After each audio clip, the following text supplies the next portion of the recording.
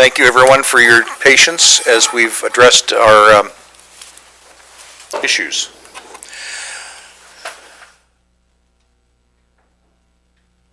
First item is the approval of the agenda, and members, if you will refresh your agenda, the new order will be in front of you. We're going to move Lifeways monthly report and resolution up to item C, so as to accommodate Commissioner Snell's schedule. In addition, we are adding item K, a report from the Veterans Department. Chair will entertain a motion to approve the agenda as noted in your board docs. So moved. Thank you, Commissioner Snell and Commissioner Williams. Any questions? All in favor of the agenda as moved, please say aye. Aye. Aye. Any opposed? Thank you. Appears to pass. We are up to public comment. This is a 3-minute public comment. If you have public comment, please approach the podium. Any public comment? Thank you, ladies and gentlemen, for no public comment. Okay, I'm sorry, but Commissioner Snell has to leave.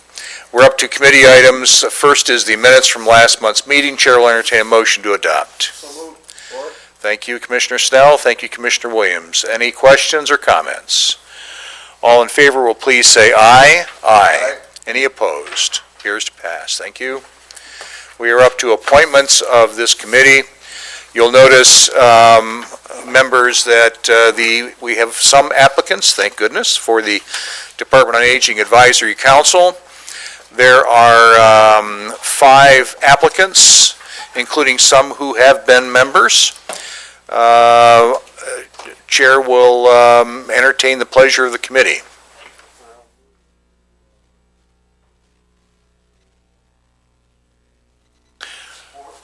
Thank you. I hear a motion to recommend to the full board the appointment of the 5 applicants. We have support.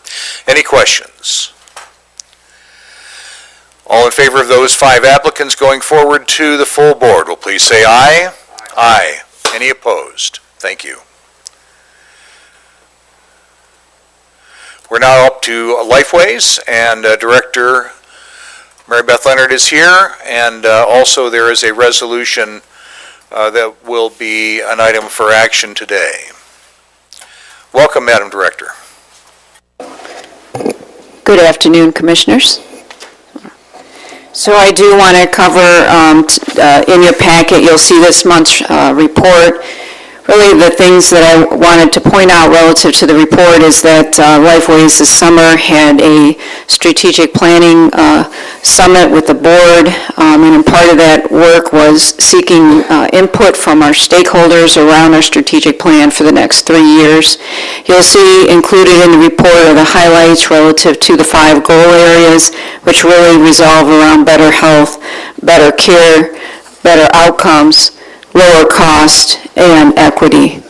So those are the areas. I do want to kind of point out a couple of things that the agency is really going to be focused on over the next 3 years, really aligning ourselves so that when we are done with the federal grant for the Certified Community Behavioral Health Clinic, that we are prepared to be a part of the state's demonstration expansion that will occur in 2 years. So meeting the requirements to be able to do that, which allows for additional funding.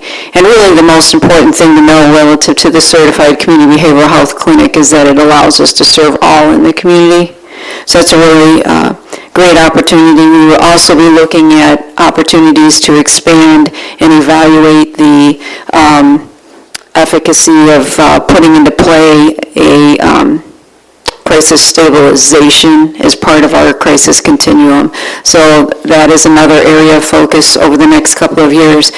We also need to ensure that we're doing everything we can to reduce costs. So in the event that part of privatization does occur in the state of Michigan, that we are prepared to be able to demonstrate that we can provide our costs lower than competitors. So you'll see that included in the plan, and you'll also see better equity, and that really is a focus on ensuring that our infrastructure as an organization really does provide for diversity, equity, inclusion across all for our community and for our staff. Those are the focus areas. Since we met last time, one of the things that that's included in your packet is just a reminder that we're working both with the city and the sheriff office around sending staff to the CIT training, which will allow us to develop a co-response model for those in the community, and we're really excited about that. There were a couple of hiccups relative to training requirements that we learned about after the fact. They keep changing the requirements, and that's outside of Lifeways. It's the organization that provides the CIT training.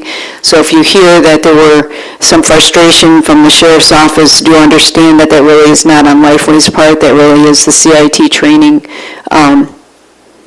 organization and their requirements. But we are moving that forward, and we're excited about that partnership. And with that, that is it for my report. You also have included in the packet is the resolution that I presented at the study session.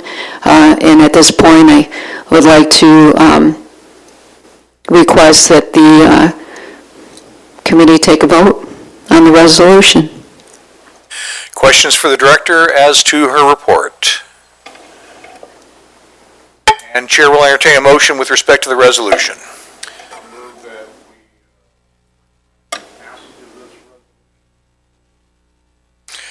I hear a motion. Is there support?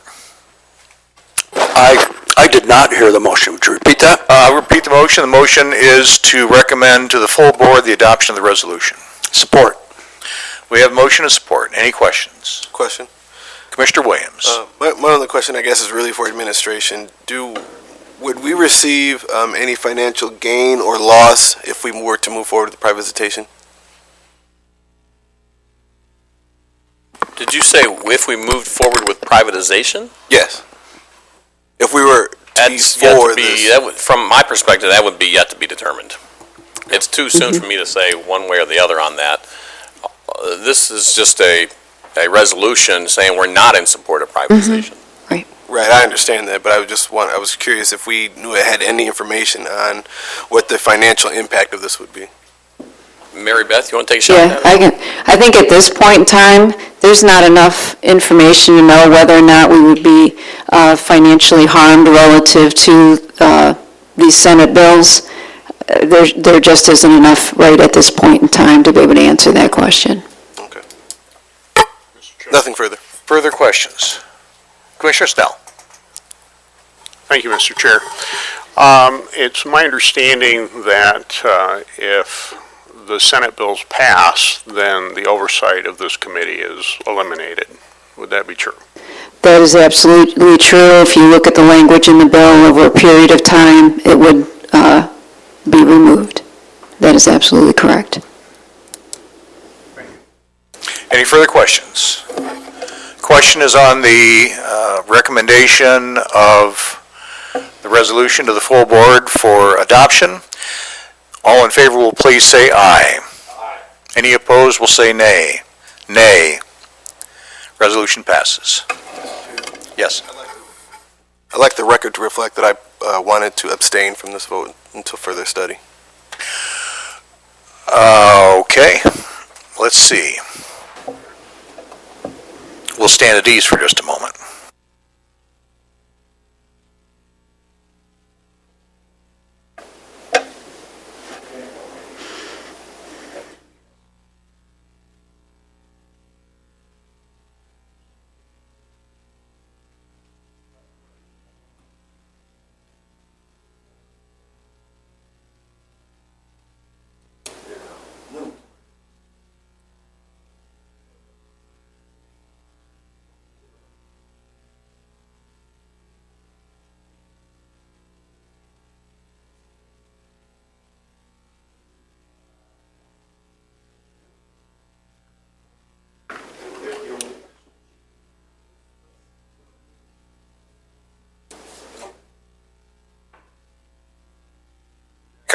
please.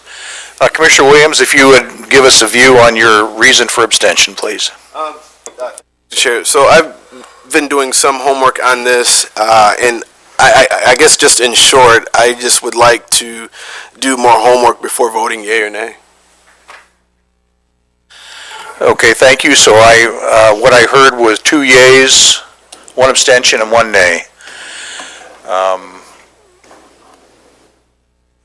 I think that is not a majority of this committee. There's only 4 votes. We only have 2. You're going to prepare to vote, Mr. Chair? With a recommendation for approval. With the vote of the chair, it appears to go forward. Thank you. Anything more? No. Mary Beth? Thank you. Thank you. Thank you. Okay, next item is Michigan Works Southeast update. Commissioner Snell, I think we're done with action items. Thank you for being here today, sir. Thank you, Mr. Chair. I appreciate it.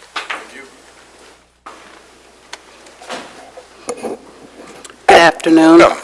Thank you. My name is Angela Watkins. I'm the Service Center Manager at Michigan Works Southeast. A little bit about us. Our mission is to develop today's workforce and tomorrow's economy by engaging employers, job seekers, and partners. Our vision is a community which fosters and sustains a strong, diverse economy where all people can live, work, and prosper. And we do that by creating connections to a better future. Our office is still open. We're open Monday through Friday, 8 to 5, but we're also serving our customers virtually if they need that service. Our message to the community is that there's over 8,000 jobs available in the region. We have 5 areas. And you don't have to look for your next career on your own. Please contact the team and we can connect you to a free training or job search assistance. Some of the things that we've been doing in the community, we've been partnering with Michigan Advocacy Program, and actually this Wednesday we'll be doing an expungement fair. We've had over 82 people register and apply for an expungement. They've screened the applications, and so far we have 19 people that are scheduled. Normally, an expungement fair is just open to the public, but we decided we wanted to make sure that the individuals that did show up, that they truly could get their offense expunged. So all the applications were reviewed, and so far 19 people are available. So we'll be doing that this Wednesday from 10 till probably 2:30 or 5 o'clock when we finish with the last person. But these individuals have been contacted and they have an appointment and they will go through the expungement process. This year, the police station will actually be coming to Michigan Works, doing the fingerprinting on site. And we're actually pulling the court, the official court records beforehand, and we'll have them in the office. So once the person's at the center, they don't need to leave. Everything will be there, and the attorneys will leave with their application. We're also partnering with Access for All. They're a pre-apprenticeship readiness program. We've attended 2 recruitment and job fairs with them this summer. We also partnered with Consumer Energy on a Summer Youth Energy Academy. There were 12 high school students. They attended a 6-week program. Part of the program was based on energy, and the other part, which we covered, were the job readiness skills. We've also been collaborating with Catholic Charities, Andy's Place, and the Interfaith Shelter, providing information about the services that we offer in the community. I'll now turn it over to Tom Robinson, our business management. Thank you, Angela. Commissioners, thank you for having us here today. Mr. Overton, I think you said there was a mouse up here. Is that what you're indicating? Oh, I'm sorry.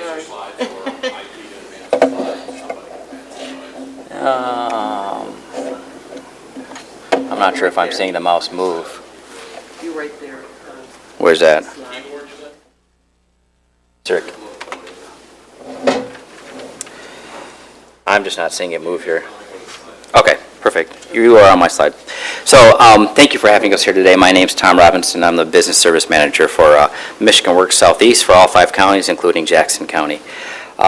First off, it's a pleasure watching you do business here today. I served 8 years on the Livonia City Council, and I almost raised my hand for an interview. So, but I promised my wife I wouldn't do that no more.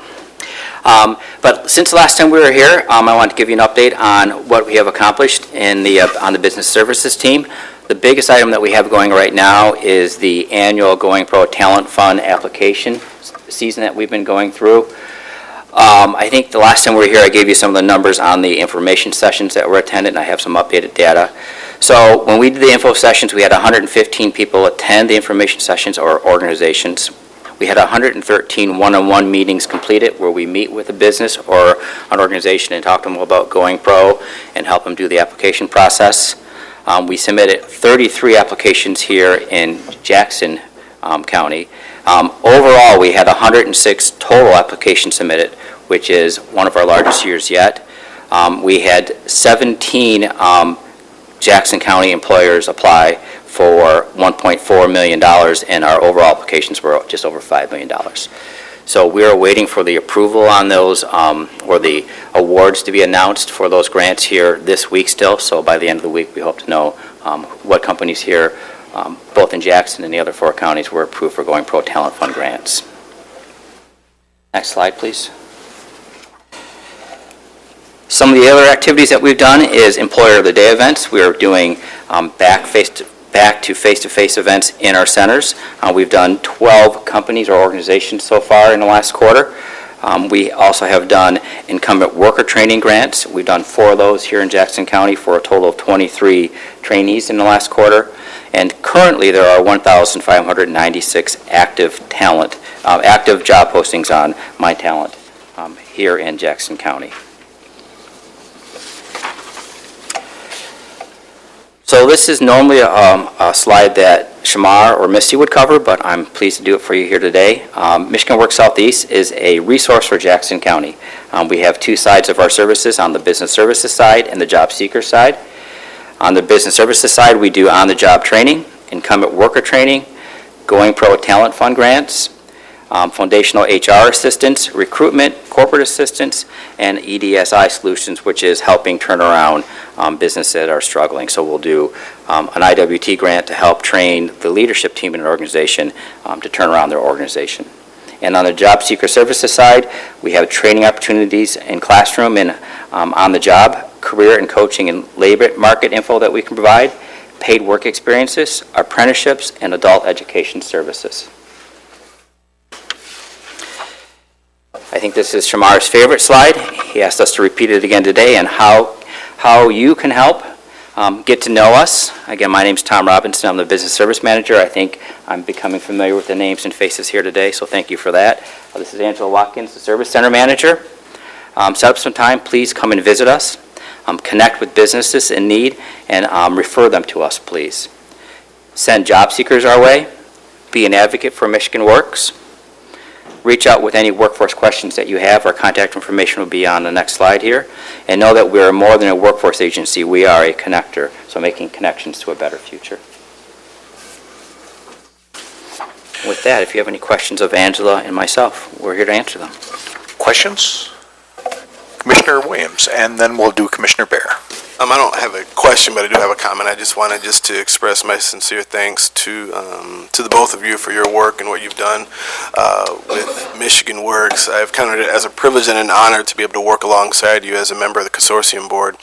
And also just wanted to say thank you to your office, and if you could also send these regards to Shamar as well, just for sending the beautiful flower bouquet to the service of my father at my father's passing.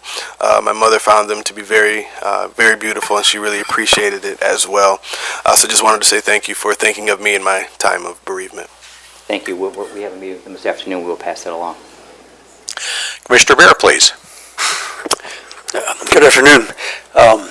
Angela had mentioned your expungement program. Do your clients need legal representation for that, and do you provide it? Michigan Legal Services out of Washtenaw County will be providing that service.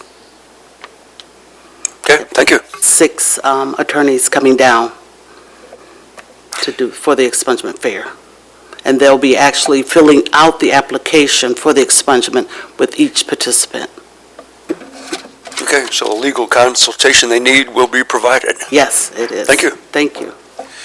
I think about the number of jobs you have on your list, almost 1,600. That, Yes. if I do the math right, that's 1% of our entire county's population, from infants to senior citizens. That's a lot of jobs. I think we're in a unique situation right now where there are so many jobs chasing so few, apparently, people willing to take them. What's your reaction to that observation? What are we doing? What more can we do, I guess? Well, that's a million-dollar question, right? It is. There is, array of reasons why people are not applying, but definitely the obvious, the health risk. And then some say the pay, and then also they're not willing at that pay to put their health at risk. So it's a real challenge for businesses out there, obviously. If you own or are part of a business, you don't need to look very far to see the challenges that businesses are having, right? But please use microphone so we can hear you. There you go. Thank you. So it's a real challenge out there. So what we're doing, at least on the business service team here, is we're obviously helping businesses source talent by doing job fairs and employer of the day. But what we're really trying to do right now is understand and get them to understand that investing in their current staff by taking advantage of some of our training opportunities. So when you invest in your current staff, your retention rate goes up and you don't have to replace staff. So that's something that we can do immediately with businesses. We tell them, we will partner with you to source talent and to bring on new people, but we're really trying to spend time with them on investing training dollars into current staff.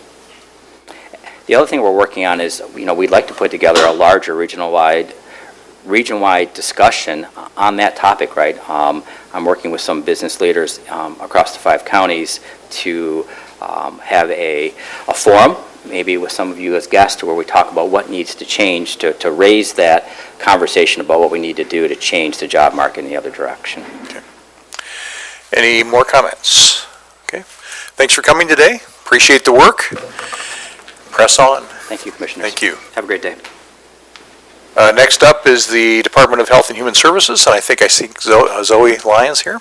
Good to see you, Zoe. Thank you. Thank you, Commissioners, for having me here today. I submitted a report, so I'll just go over it briefly and just make a couple additions to it.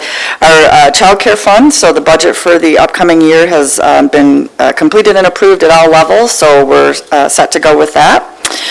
For our children's services programs, going to ironically start talking about staffing first thing.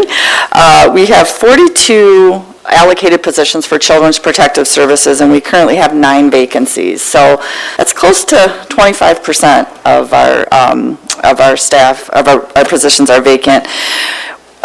Because of COVID, I think our numbers have been lower, so we haven't felt it like we would have felt in past years, being so low staffed. But we, historically we have 2 panels, which means 2 rooms of interviews happening at the same time every hour all day. So we would have about 16 people coming in to interview for a position. And we had 3 people that were at our last set of interviews. So, and we have lots that don't show up or, just are not appropriate. So we are struggling, just like everyone else, to get the right applicants and any applicants, frankly. So, we're in the process also of dedicating 1 prevention worker. So prevention is a program that you'll probably be hearing more about due to the federal legislation around prevention. But this prevention work is something that's meant to really bring families in for support and resources prior to a Children's Protective Services complaint. So we want families who might be struggling to come to us early, and for us to be able to provide resources and support and education so that we never get to a point that there are allegations of child abuse and neglect that happens. So we will have one worker who will be dedicated to working with those families. Typically, right now, we get those families who come to us through community members, trusted advisors in the community who reach out to probably me specifically and say, I have a homeless family, I have a pregnant mom who's in need. Those types of families are the ones that we're tending to work with prevention. Our most challenging issues with families continue to be around housing, substance use, and domestic violence. Those are our top 3 reasons that we get involved with families. We do not have any vacancies in our foster care area, so we have 19 foster care workers allocated and a licensing team of 3 plus a supervisor. They've done really amazing work, and we've really been a leader in the state around our licensing work. And then I just list out some of the other types of positions that we have in our office, just so the commissioners are aware of what we have. I just wanted to share that Jackson County Children's Services at DHHS is really highly regarded in the state. So they reach out to us for support and feedback, and we participate on lots of statewide committees to help improve other counties who might be struggling. In our cash assistance programs, I just gave you some updates around cash assistance, food assistance, and Medicaid. Our participants in cash assistance are required to work, and we work with Michigan Works here, and our folks are now required to go in to participate unless there are specific circumstances that prevent them from doing so. With our food assistance programs, we've been under a waiver for a good amount of our time with COVID. That waiver ended in November, so now we are going month to month. What this means, and we did get approved for December, so what this means is that anybody who's approved for food assistance benefits will get the maximum benefit for their family size. So if you have a family of 4, and both parents work, their benefit for food assistance might only be $20 because of their income for work, but during this waiver, they will get the maximum benefit. So if the maximum benefit is $150 in food assistance, they will get that. And that is a way to help support our families through COVID. State emergency relief, that is where people come when they have shutoffs or other types of crisis situations. Payment caps for these increase from $950 to $1,150. And then effective this year, we can now provide energy assistance more than one time in a fiscal year. So we used to kind of tell people, wait until you have the highest need, because you can only apply once, and that's not the case anymore. And then during this pandemic, we are keeping all Medicaid cases open, so Medicaid cases are not closing. We want people to be able to get the medical assistance that they might need, and so anybody who is approved for Medicaid, that stays open at this particular point. We continue to do race equity and DEI work at DHHS, so you've heard me say before that we're part of a state anti-racism transformation team. We have been funded to create a local Jackson anti-racism transformation team. We've been really excited to have over 350 members of our community, so that's both my staff and members of our community who have attended training around systemic racism, building relationships, and just really working together to try to do everything that we can. Jackson DHHS's work is really focused on the disproportionality of children of color in the child welfare system. So that is where we will focus our work. And then, like all other DHHS offices in the state, we have our own DEI team. We come together twice a month to learn about how we can be more inclusive, and both in our office and our community. We have a positivity campaign going on, so one of our lobby navigators is just passing out notes to people who come in, and we gave you some examples there, things that say things like, you matter, today is a new day, and we've really gotten some great feedback from that. You know, people come to our office for crisis and not people going through things that aren't that great, and so to just get a little positivity seems to make a difference to them, and so that's just wanted to share that with you. And then finally, I just wanted to mention that we have our Angel Tree program going on right now. Actually, families are coming to the office to pick up their Christmas gifts for their children. We have, this year, we've passed all other years, we are at almost 1,300 children in Jackson County who are getting Christmas gifts through our Angel Tree program. And that means that individuals, businesses, churches, they go out, they shop, they wrap gifts. Kids, actually, it's a wish list, so they're getting what they are asking for, and then parents can come pick them up and have gifts for their children at Christmas. So, and then finally, I attached my community collaboration list. You see the things that we participate, not just myself, but my staff, that we participate in the community and also within our own department. So that's my report for this month, this quarter. Any questions for Zoe? Commissioner Williams, please. Hi, how are you? Hi. Just a couple of quick questions. As you know, children in foster care is something that is very near and dear to my heart. I was wondering if you could tell me how many children roughly do we have in foster care in Jackson County? We actually have our lowest number of children in foster care currently. Our most recent report that came out said that we have 160. Wow. That's down from the highest I found since I've been here. I've been in Jackson for 8 years. The highest we were at was 342 at one point, and we're down to 160. So That's pretty remarkable. Yeah. Congratulations to your staff on that. Thank you. And out of those 160 children, are they able to, I think you mentioned it, able to receive vaccination if they Yes. so desire? Yes. And- So as age appropriate, Yeah. we are reaching out to parents and asking about getting vaccinations. So if the parents are sign and say they can get their vaccination, then the children are getting vaccinated. Okay, wonderful. I just wanted to make sure that they were at least given the opportunity to receive it if they so choose. Thank you. That's all I had. Yes. Thank you, and Zoe, just for members' knowledge, every time I've reached out to Zoe and her staff, they have been very responsive, and thank you for your ongoing work. Yes, thank you so much. Okay, thank you. And now on to the medical care facility. Destiny, good to see you today. Good afternoon, Commissioners.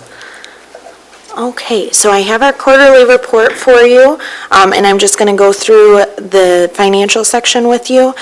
So the financials for August showed a net loss of $197,000. However, this was better than budget by $68,000, as the facility had budgeted for a net loss of $265,000 for the month of August.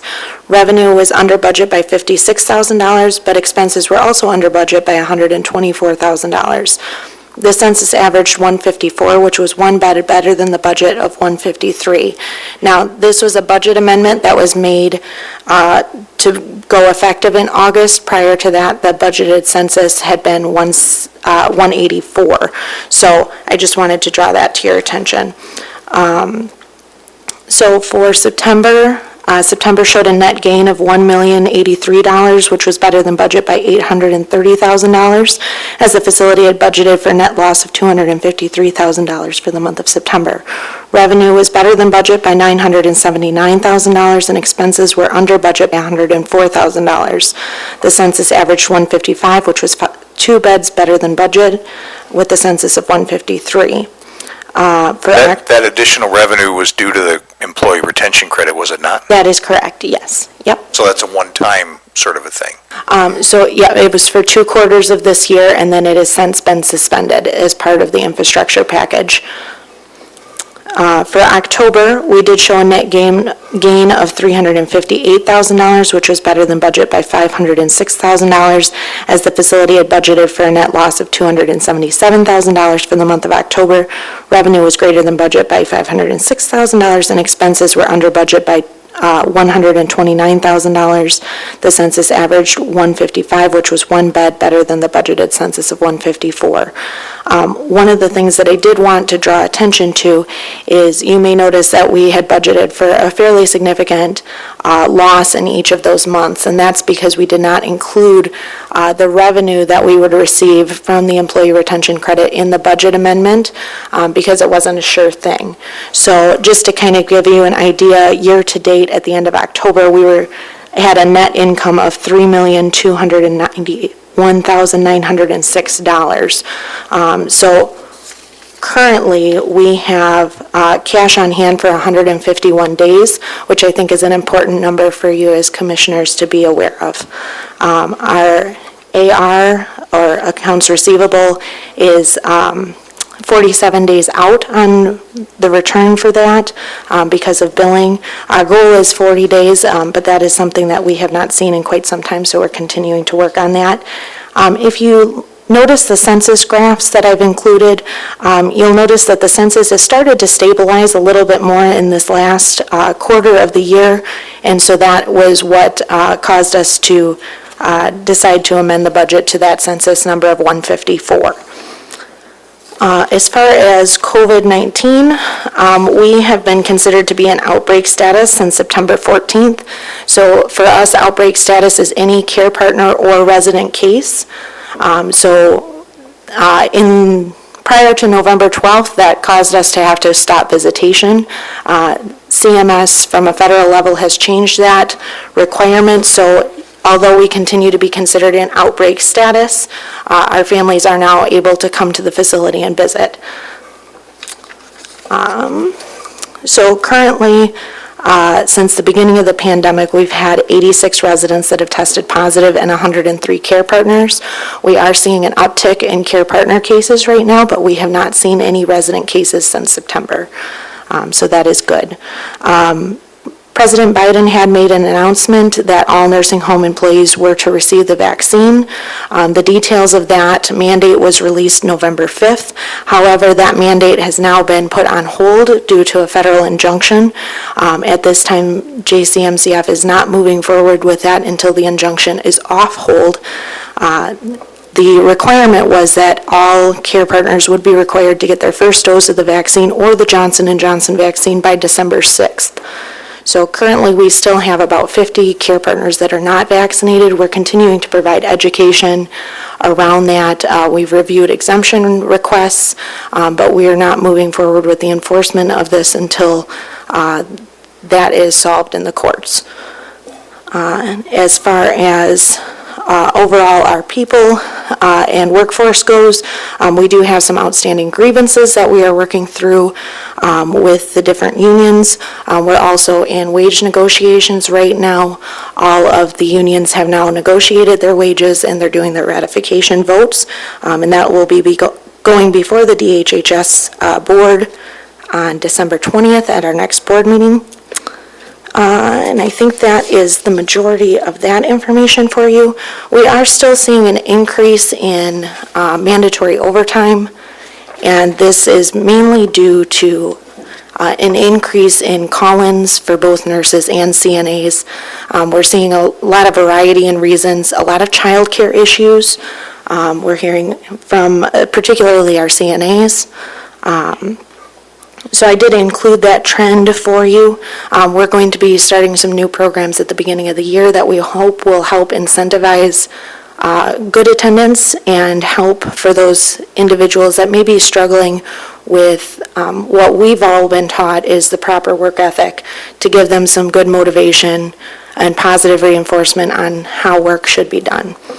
As far as quality goes, we continue to be ranked as a 5-star facility. We have 5 stars in quality and 5 stars in staffing. We currently have 3 stars in our survey component of the 5-star staffing system. We are not able to increase that star rating until we have our next annual survey. So right now that's stuck at 3 stars. Our other quality measures are in good conditions. We were recognized by Newsweek magazine as the 4th-ranked nursing home in the state of Michigan, which we're very excited about, and I know that's been shared with you, I think, a couple times now, because we're so excited about it. But we've also applied for the American Healthcare Association National Bronze Quality Award this year, and so that's a process that we'll be going through after the first of the year. And I think that is all that I have to report. Is there any questions I can answer for you? Commissioner Bear, please, and then Commissioner Williams. Are you and your staff county employees? Counting employees in, county, yeah. Yes, we are an enterprise fund of the county, so we are yes, but no. So we have separate contract rules, we have separate policies from the county themselves. However, we are part of different aspects of the county, which is a confusing answer. I'm not sure I understand that. So you think you're exempt from county rules and policies and resolutions? I can answer the question. They are not county employees. You're in the county pension system, but it's clearly separate. It has its own separate, funding mechanism and all that stuff. They're overfunded. We're all funded correctly at the moment, thanks to the market. But technically, you're not county employees. They have a separate board. You operate. You're no more an employee than a Lifeways employee would be. Though that means they don't follow our policies at all. Do they receive funding from Jackson County? They receive funding from a millage that the county board approved. Well, that's the maintenance of effort millage. Legally required by the state. Yeah. But it's, Okay, I'm going to have to look into this further because we passed a county resolution that we would not be enforcing mandates. They're unconstitutional, just like the court has said. And if somehow this department that reports to us and receives money from us is getting around that resolution, then I'm going to have to dig into that and see what needs to be changed. I think I heard Destiny say that they're not mandating. Correct. When you hear about mandations... She said that the courts put an injunction on it, and that's why they're not mandating it. So this mandate came from the Center for Medicare and Medicaid Services as a condition of funding through that program. And currently Medicaid and Medicare pays about $19 million to $20 million of the facility's budget. So we do have a little bit of a challenge with that, but being that we are considered an enterprise fund of the county and separate, I think that was the thought process in that, but I can understand your concern, Commissioner. Okay, we got here what looks to me like a fragmented sentence. A temporary injunction granted nationwide on November 30. Oh, granted what? I mean, that's not a complete sentence. I apologize. So there was a temporary injunction granted nationwide on the CMS mandate. This came out of the Louisiana courts, and it was granted on November 30th. It's still on hold. I think they're still in the process of hearing that case. But at this time, it suspends any enforcement of that mandate or that policy coming from CMS. And at this time, we have decided that we don't want to move forward without that policy being in place or being a requirement from a federal government level. Well, based on the court injunction, you can't move forward with it. Right. Correct, unless we mandated it as a facility, which we do not want to do. Okay. And Commissioner Williams, please.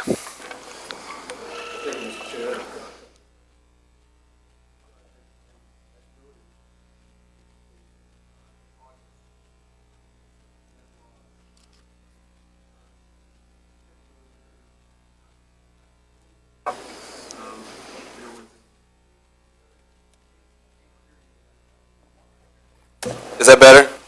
There we go. Sorry, I didn't have my mic on. Sorry about that. Again, in August, if I'm reading your report correctly, there was a net loss but in September and October, you're showing a net gain. Was that gain due to any federal credits given during that time? Yes, so that net gain was almost exclusively the employee retention credits. So if we did not receive those credits, would we have fallen in the red again?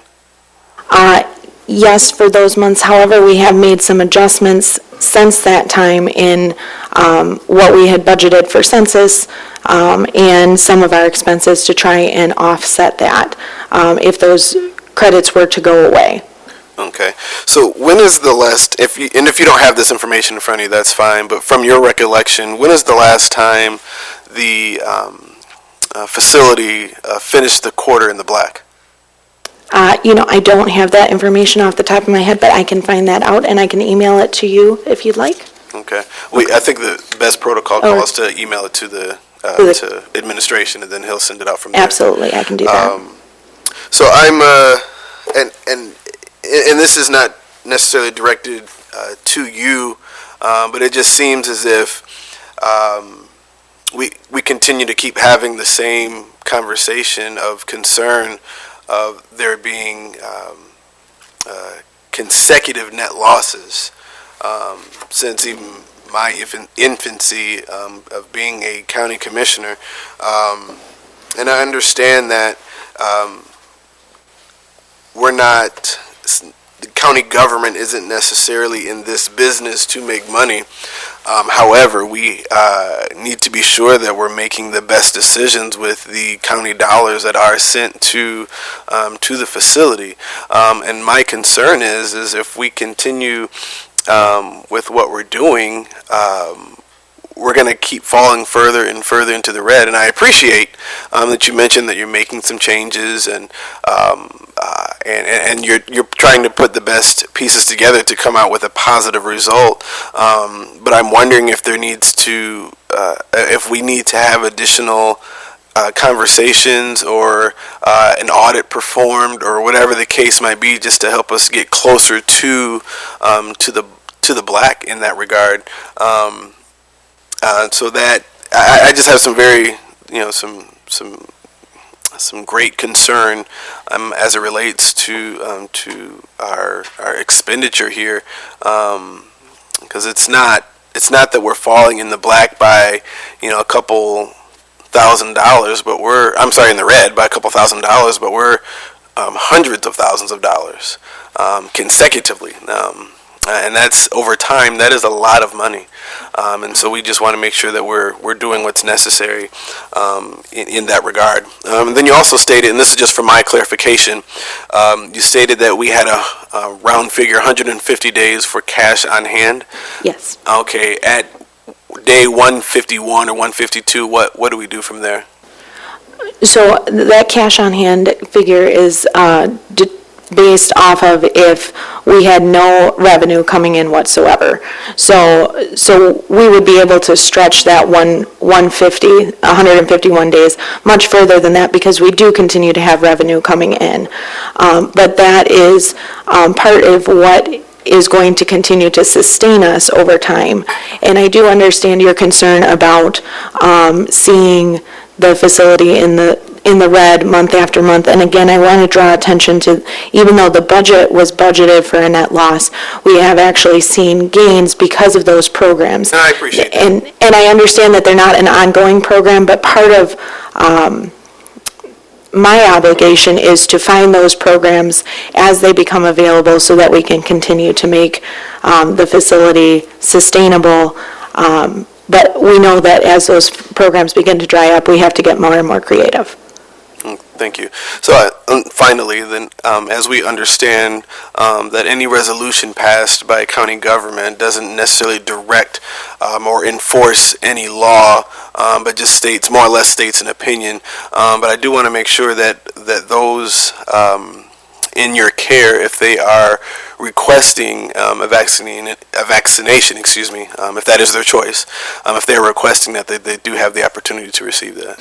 Yes, absolutely. I believe 93.7% of our residents are vaccinated. Okay, that's good to hear. I do know that, and I'm a firm believer that masks and vaccinations or what have you should be by the choice of the person. I don't necessarily agree with it being a mandate, but I have had conversations with individuals, not necessarily related to county government, but just in other places where they felt like they were not given the appropriate time and or whatever was necessary to get the vaccination at their choice. But so to know that that's not a problem here is very encouraging. If there's anything that I can do, I'm certainly not a mathematician, but if there's anything that I can do in helping us come to a better end in our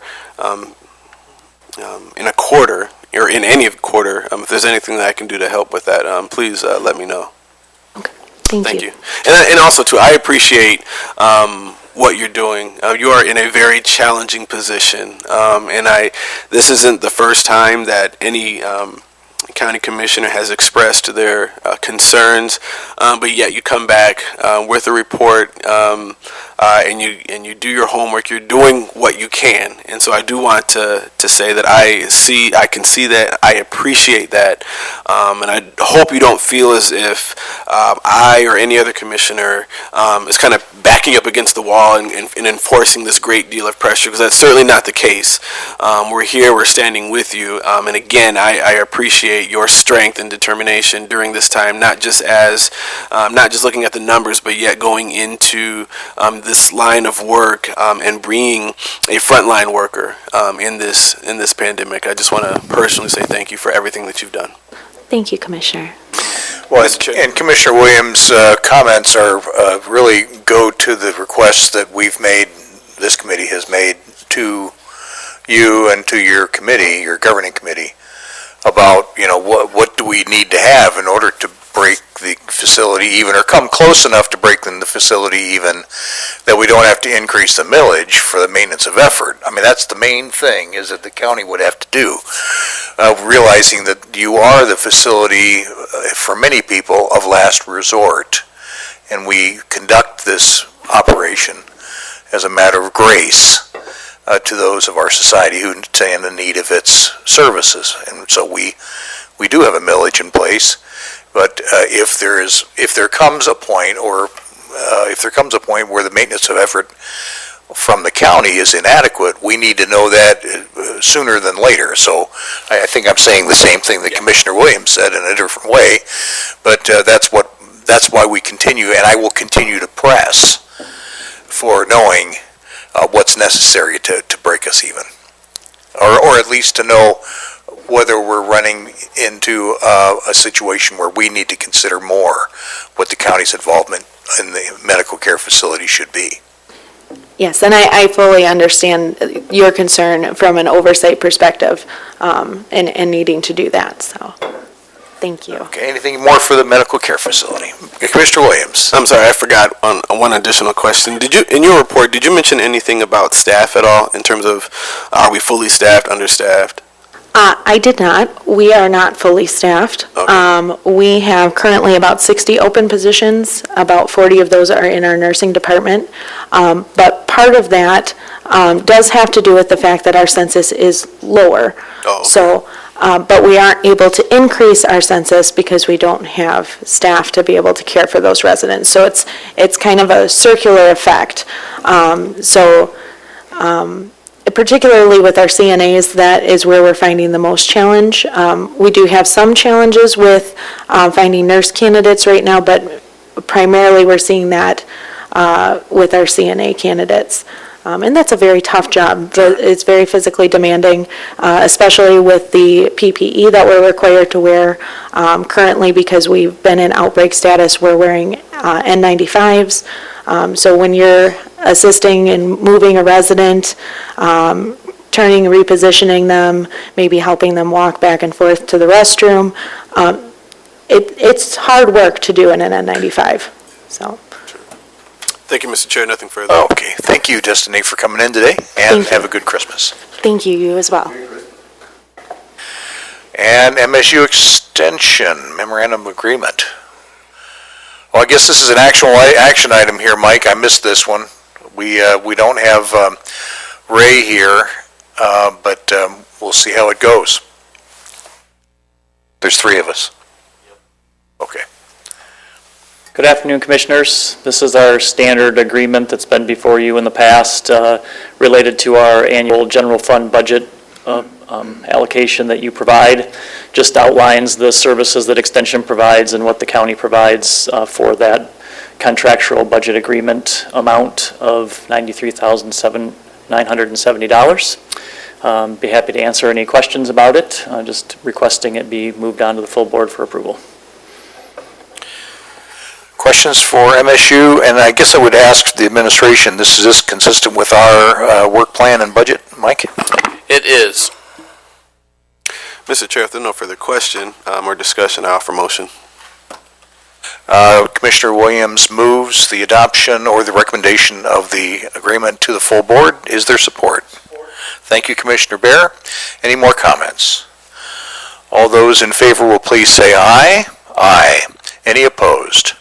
I count 3 votes in favor, and so it moves on to the full board. Thank you very much. Thank you. Have a good day. And now the Department on Aging. Danielle, you've been so very patient. Everyone's being very patient. Thank you for doing that today. We've had a long morning, and afternoon is starting to grow long, yes. Good afternoon, and just to begin with the report, I just wanted to share that our van that we had requested for the Meals on Wheels program has arrived, and we're very excited for that. We're going to be putting in a request with the Facilities Department to put in for the auction of our 2006 van. That was purchased with senior millage funds, so when that goes through auction, those dollars will go back into like our scrap metal line to account for the funds that were used to purchase that van.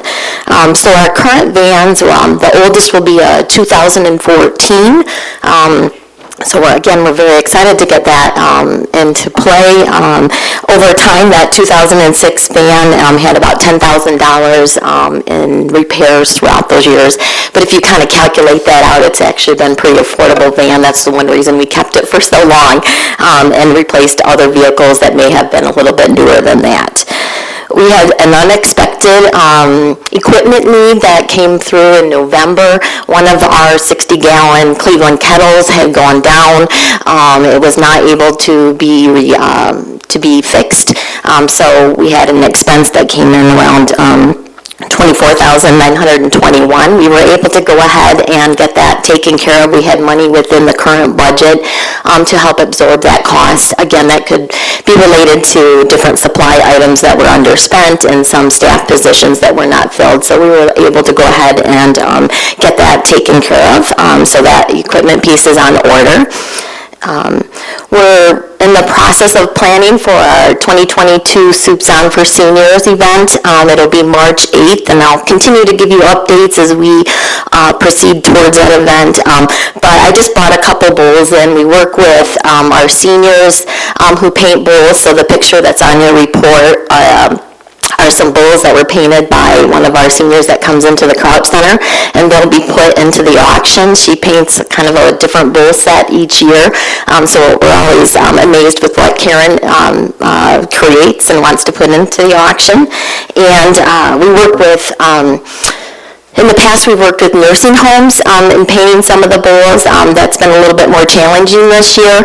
But we've also partnered with some of the different school districts. And so these bowls that I just wanted to bring in and show because I think they're so great. These were painted by Napoleon schools. And so their art class painted, I don't know, over 75 bowls for us. So we say on our information that we're going to give out at least 120 bowls. Sometimes we go up to 200. It just kind of depends on to the Friends Board. But the first 120 ticket buyers are guaranteed a bowl. Sometimes people buy bowls at the end of the night. And again, all those funds that the Friends of Jackson Seniors raises goes back into a donation that they'll generally make to our department. And I do believe that they'll continue to move forward and use that to purchase a van for the department. So again, we're excited. We actually had our first call today for seats, and somebody wanted to buy a whole table of 8. So, we're proceeding and getting that event up and going.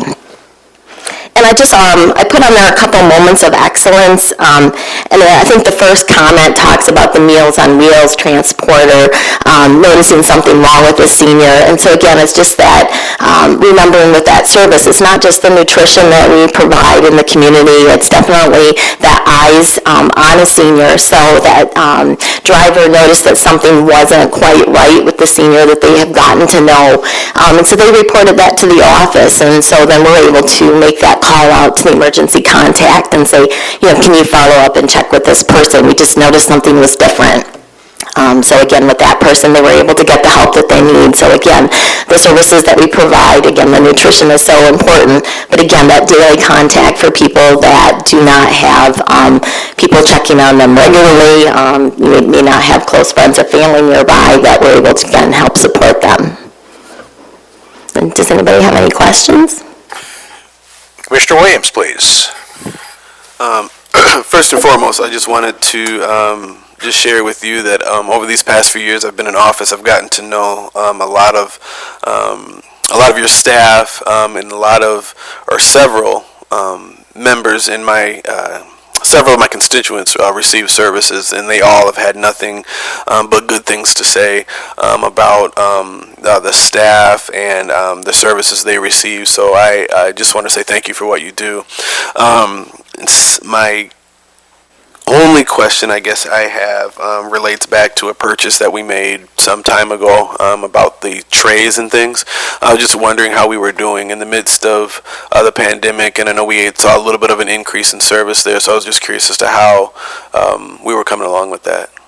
We're planning ahead for a request to come to the board, so we kind of took inventory on where we're at.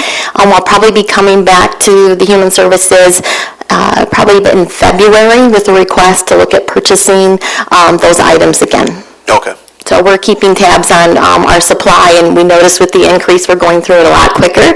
But again, we're making sure that we'll come to you for that request again. Okay. Thank you. Nothing further, Mr. Chair. Okay. Thanks, Danielle. Appreciate the work. Thank you. Wouldn't mind buying a bowl or doing something here if we can we'll stay in touch. Okay. All right. Thank you. And now up to the Health Department. I think I see Kristen. Good to see you, Kristen. The audience is thinning. And I don't have fun show and tell like Danielle does. She always brings fun things like an Afghan and bowls. I just bring me. So, the first item for the Health Department is a request to add an EMR, electronic medical record, to our Mitt program, which is Maternal Infant and Health Program. In the interest of time and to keep things brief, most of the information is included with in your board docs, with the contracts being there, the staff report. One thing to note about this program, or this EMR that we're requesting, we've previously been doing things kind of in a hybrid model of our own, where we, where the nurses and social workers enter the information in the hybrid model with writing and some electronics, but it's not a system like this. This is a system that I think there's 45 other Mitt programs that do this program, or that have used, or excuse me, 45% of MIPs use the EMR, and then around the state, there's a bunch of other ones who use this. What we anticipate to happen with this is some increased efficiencies, less errors because of the accuracy in reporting and putting information into, a system that's designed for the MIP program. The annual cost, first there's a startup fee of $1,074, and then the annual cost is just under $7,000. So we've had it vetted by our finance office, and they, the MIP program itself has money to cover that. One thing to note too about the cost though, because of the efficiencies that it'll create, it's estimated to pay for itself in about a year and a half with, there's a cost analysis on here done by Jonathan, our finance person, who because we'll be able to bill for more services through Medicaid, eventually, within about a year and a half, we'll be able to pay for it itself. The last page on there is 3 quotes that he received. The Epic is a little less money per year, but it will cost more likely in the long run because every change that we make has a cost associated with that. Additionally, with the electronic medical record, there's a third-party payer system, so it'll automatically bill Medicaid for all of those services that we provide there. So we're just asking for approval of that.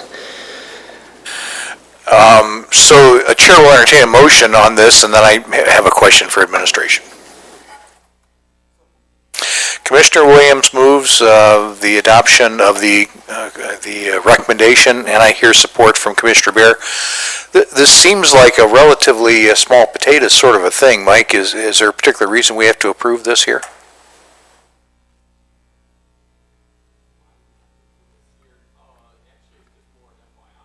No, it's actually, I'm sorry, because it's an ongoing contract. The cost isn't. Length of the contract. Yes.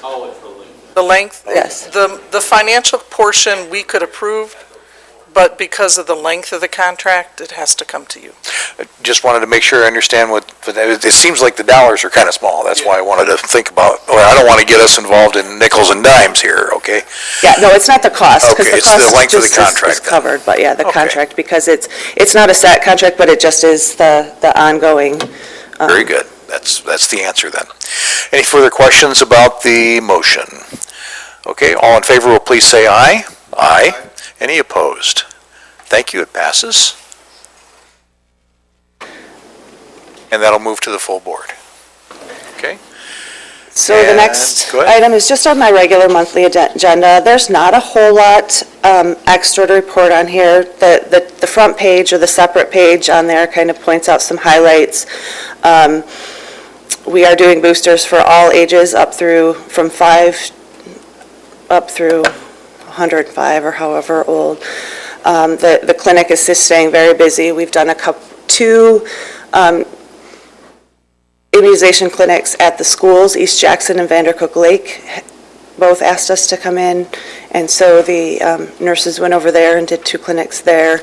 Our health resource advocates that you approved a few months ago, they are working now. We immersed them very fully into orientation and learning all things COVID. And I was out at a training last week, but I received a notice, an email about how great they're doing at trying to make connections and the ideas that they have as far as how to get into the schools and see what the schools need. But they're still, like I said, they started on, I think, the week of Thanksgiving, and that first 3 days was all things COVID, and they've continued to do all things COVID. So most of the rest of the report, is general information. If there's any questions, I can answer it, but I won't go over them all.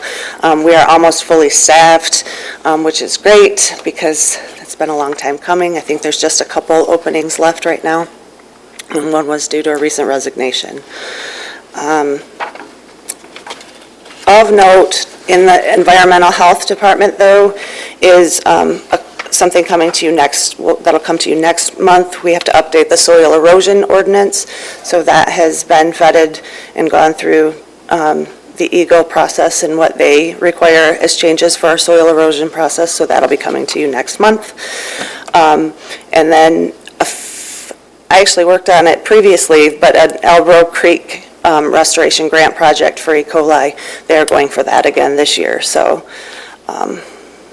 we'll see if it happens. I think we were denied about 9 months ago when I worked on it, and now they're going through it again with some Jackson County Health Department match, but only in kind. So, any questions about? I've glossed over a lot, but. Commissioner Williams, please. Thank you. Just a couple of quick questions. I was curious if if anyone from Jackson High School approached you to do a clinic at their school, or if you approached them at all?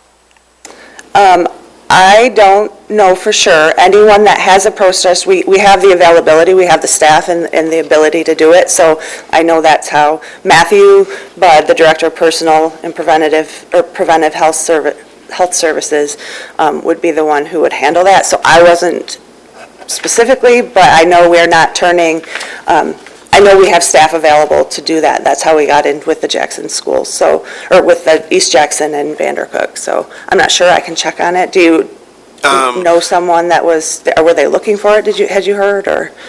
I've heard some scuttle about it. It's a small conversation, but it didn't seem like they... I know Matthew meets and talks with the school districts very, very regularly. Okay. So if they wanted to do it, yes, if they wanted to do Okay, it, good. I don't think they'd have any trouble finding who to talk to. He meets with the superintendents and is pretty on a first-name basis with all of the school superintendents, so. Okay.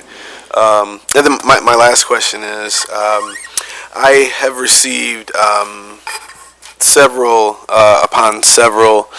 requests from community organizations as well as churches, mainly churches, that would like to have someone of the professional field, health professional field, to come to their church and explain to them, how the vaccine works, explain the difference between, COVID and coronavirus, and just all those different pieces, just so that people can get the best education possible. Do you know of anyone within the health department that kind of facilitates that kind of a role, or that would be willing to You can direct come them out? to my attention, and then I can definitely answer, and we can see if we could, work with them. We're definitely willing. Matthew, again, is probably, or someone from his team. He's got some great nurses who are right on the front line and working with the schools and that kind of thing. They can spout off, that kind of information, because that's what they do day in and day out, so. Okay. But you could just direct them to my attention. Okay, I'll do that. Thank you. I appreciate it. Nothing further, Mr. Chair. Thank you. We appreciate your being here, Kristen. Thank you. Thanks for the work. Merry Christmas. Merry Christmas indeed. And now veterans. Phil, thanks so much for being patient with us. Thank you. You learned a lot. For those of you who don't know me, I'm Phil McCaskey. I'm your County Veteran Service Officer. This is the semi-annual report for the Veterans Affairs Office from July 1st to the current date.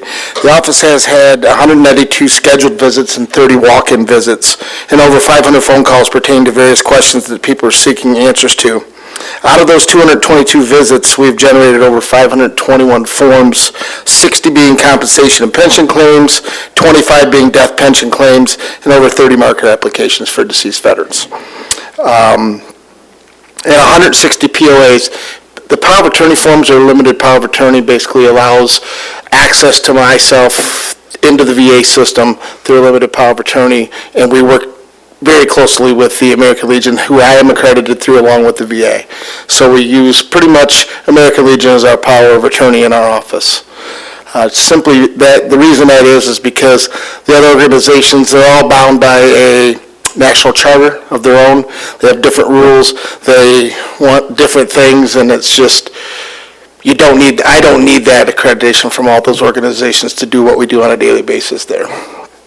And because I came from the American Legion, it's easy to get the accreditations. Also, we have provided 27 rides to veterans during this period on our DAV shuttle van. We have a shuttle van that's given to the Jackson County through the grant program through the DAV and the Ann Arbor VA Medical Center. What that does, provides veterans a chance to ride to a scheduled appointment at the VA, only the VA in Ann Arbor. We don't shuttle them to the clinics or anywhere else. There's some restrictions that the VA puts forth on that, which is you can't ride if you're on oxygen, you can't be in a wheelchair, so it's pretty much self-ambulation to get there. And that van's driven by volunteers that have been screened through the VA from Jackson here, who've been physical, so they're actually volunteers. So they control the program. All we do in our office is take the requests and line up the drivers. And we provide services Monday through Thursday. We do not provide rides on Fridays. At one time, when I first took over, we had 7 van drivers. Due to COVID and due to, seems like the volunteers are all our aged veterans. We're down to 3. And I just got notice before I came over here that one of my van drivers fell down the steps and he's in a Henry Ford Allegiance. So not a good thing. So we're down to 2 drivers. So we're working diligently with Ann Arbor to get these people who want to volunteer, but most of the volunteers want to go to Florida in the winter, which I don't blame them. So it kind of puts us in a pickle during the winter months, but we'll work through it. I can't drive the van. You have to be approved through the VA. You have to go through their whole approval process through the VA because they fund it. So that's where we're at on the van. I don't know if you guys are aware, we have the van. It's parked out at Shannon Road at the jail. So our drivers go out there every day and we pick up every morning when there is a ride either at the bus station downtown or out there at the jail. We don't pick up at people's homes. It's not allowed in the provision. If you're looking for more drivers, do you guys have a little graphic that we could put up on social media to say, hey, listen, these guys are looking for drivers, or don't you want to do that? Well, the problem is, it'd be nice, we use a lot of word of mouth and, within that veteran community, just, like anything. I mean, I've been involved in a lot of public things in my community. Volunteers, people don't really volunteer a lot. You have to ask, and they very seldom will they tell you no to your face. So that's kind of what I've implemented with my drivers. Hey, if you know of someone, but we actually had one of our drivers recommend 2 people, and I can't get them through the Ann Arbor VA employee health to get physical. So COVID really put a monkey wrench in there because they weren't doing them. They don't communicate back with us. This guy says, hey, I haven't heard nothing. Well, when I do inquire, well, it's up to employee health. Well, employee health is untouchable. I don't have a resource to call, so I usually have to shuttle over there and drive over there and knock on doors.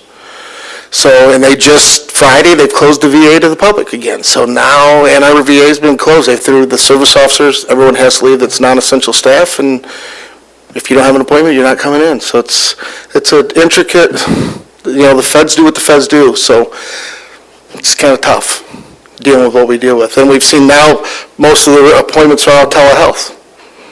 I'm not in favor of telehealth because I don't think that's a good thing. And a lot of the veterans don't like it either, and they don't have the skills or the computer access to do it. So we got some challenges in front of us, which are no fault of ours. We're working with what we have. I guess we're looking for whatever, if you have suggestions that we can help you with, let us know to try and, get your... It's a problem, and a lot of the service organizations who have the clout within that realm, they're really working hard, but, their people are the ones who were thrown out. Basically told them, until we let you know, you're not allowed back in because of COVID restrictions. So it's not a good thing. Now the numbers are back up, so they just exercised it and went on their merry way, and so we don't really know what's going to happen, but we've seen an influx of appointments just being canceled.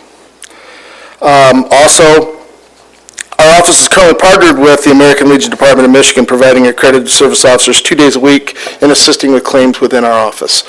Without them, we've always done, in the past, we've had the Vietnam Veterans of America, the Military Order Purple Heart, and the Marine Corps League, and the American Legion always come out and do service work in our office. The Military Purple Heart has closed their national office, so they don't have service officers in the state of Michigan. The Marine Corps League has totally shut down their service department. We don't have them. So, and the Vietnam Veterans of America, their charter to cover their grant funding through the Michigan Veterans Affairs Agency has moved out to the west side of the state, and they don't come to our area at all. So the American Legions who I have, and believe me, at one time I had 3 of them coming in because they couldn't get into hospitals, and I had some space that we could use, and I allowed them to use space, which got us extra time with service officer hours to get in there and do the work, but it also allowed them to be in compliance with their grant funding through the state of Michigan. So it's been a It's been a weird ride when it comes to this grant funding through the Michigan Veterans Affairs. It doesn't affect us, but it does affect our partners in the American Legion and the other service organizations. We're also we've partnered with the Dearborn Vet Center. They provide mental health counseling to veterans of our county. She currently is seeing around 7 vets currently. We currently are involved with the Ann Arbor VA in a pilot program for suicide prevention that is in the infant stages of development here in the Jackson County area. So we had one meeting. They're looking for stakeholders, which I've told them I'd rather be that support staff. I don't have, with the caseload we have there, just not something I want to take on, but I'll be there to support them in any effort they have here and within the county. We also, on last Thursday, I met with the branch manager of Mortgage One, Michael Archer, talking about partnering with them a little bit on VA home loans. That's a benefit that every veteran earns, every honorable veteran earns to be able to use, but VA doesn't put out a lot of information. Our job in our office is strictly to help fill out the form for the home loan certificate and mail it to Cleveland for them. They do a lot. He's a veteran himself, so he does a lot of VA home loans, and he reached out to us if I'd take time to listen to him. I'm not going to be the one to say, oh yeah, you need to go to Mortgage One, but they do a lot of that work, and they're on the other side of it where what's required, a home inspection, because out there in that real estate market, there's a lot of people out there got their hands on everything, and they do a good job of, you don't need a home loan or inspection, you don't need this, you don't need that, and so there's a lot of myths out there that you just can't get answered from VA. So I'm looking forward to it. We even talked about possibly hosting a veteran town hall strictly about home loans. Because right now you can refinance your current home, and it doesn't have to be on a VA home loan. You can refi. If you've bought one and paid it off, there's a lot of, they really open up the dynamics, but people don't know. They don't know what they don't know. So I'm looking forward to help with that. And we also constantly work with the Community Action Agency for helping with placement, any information they need for helping our homeless veterans within the county. If they need information on a veteran or they need something about what their monthly status is, we can most generally get them over here. If I don't have access, I can get that veteran over to our office, get the access so I can provide them, so we can get them off the street or out of the woods or wherever they're at. So really, really, really work hard with them, and those people do a lot. We had just recently, a bus driver called me and said, hey, I have a veteran that just took up a home over here by East Myers, living in one of their bus shelters, just took it over. So I asked Community Action Agency to go out there and reach out to them. So I got a report back that they went out and they've got this guy got him in the shelter, and so getting him some home, or get him off the street. So that's a good thing. Networking 101, basically. We also work with the Veterans Affairs Agency produces, I skipped, sorry. The Veterans Affairs Agency produces an annual geographic distribution of VA expenditures, basically what we call the GDX. That's kind of what we go by when the VA is auditing what they've spent towards veterans. So in their report, which is 2020, the 2021 doesn't come out till May. So we'll have that ongoing every year. But I'd like to share some numbers with you that are very interesting to me, and it kind of gives you an idea where you stand. According to the VA, there are 567,919 veterans in the state of Michigan. In the state of Michigan, 10,472 veterans are right here in Jackson County. The VA reported that there was $87 million was reported as an expenditure to those veterans.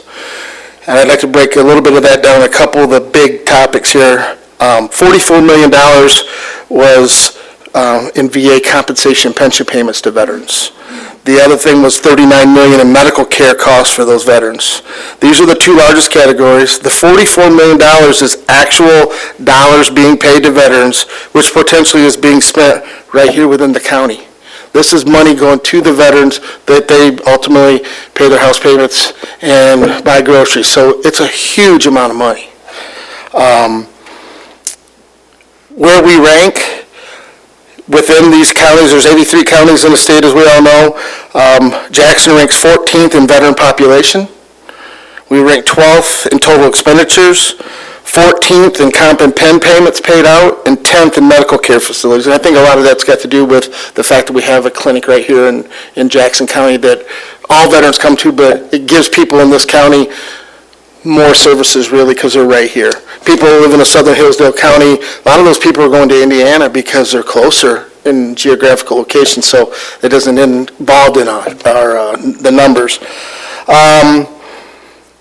And we also rank 15th in vocational rehab, which is retraining for veterans who can't do the work they do because of disability. They can be vocationally retrained to do a different kind of work. So we rank up there quite high. I mean, Jackson's always been a steadfast we have a lot of veterans for a county our size, and we have a lot of veterans organizations within the county, which kind of is good because of the fact that I just got wind last night at a Fraternal Order Eagles district meeting that one of our fraternal organizations, the Eagles in Michigan Center, just donated $15,000 or $13,000 to the Vietnam Veterans Chapter here in Jackson for one of their programs they're doing. That's something that doesn't involve my office, but they're working totally, in the county, and that's a great thing to see as a veteran service director. I don't get involved in it because they don't ask me to be involved in it, but they do a lot. There's a lot of things happening within Jackson County and Veterans Affairs, which kind of makes my job easy. We also have the Veterans Coalition, and that's Dave Willihan's leading that right now, and that's always been kind of his deal, and they deal with the parades and Memorial Day, and we provide the flags with the graciousness of budget through the commissioners. Any questions you may have on some? I know I threw numbers at you, but this is off the holy grail of the GDX. No questions? Okay. Okay. One thing I want to add. I'm hoping, Phil, that you'll send your report to us. If you can get it to us, and the administration will distribute it to commissioners, and then next time we'll have that report in advance, right? Okay. I got skipped on this. I looked at the schedule. I'd never even seen it where I was at, but that was my fault probably more than anybody else's. I want to just say one thing before I close. Sure. I want to thanks to County Administrator Mike Overton and the Board of Commissioners for allowing me to serve the veterans of Jackson County, because without the advocacy that we provide in our office, these veterans would not be able to have the advocacy to win a case, because VA says anybody can file a claim, but to file something that can be truly adjudicated and won is huge. And without that, they earned the right. They served our nation. They should be given that. So I want to thank all of you. Thank you. Thank you, Phil. Appreciate you being here. Next up is the claims. Chair will entertain a motion to pay the claims. Motion to pay the claims. Thank you, Commissioner Williams. Thank you, Commissioner Bear. Any questions on the claims? All in favor will please say aye. Aye. Any opposed? Thank you. Please take note of the minutes of the DHHS board that are part of your board packet. We'll note the reporting schedule is for January, Department on Aging, the Health Department, and Lifeways. We are up to public comment. Is there any public comment? Any public comment? Public comment is now closed. Any committee member comments? Thank you for being here. Thank you for hanging in, members, so that we had a quorum for doing our remaining business. Without further ado, declare the committee adjourned until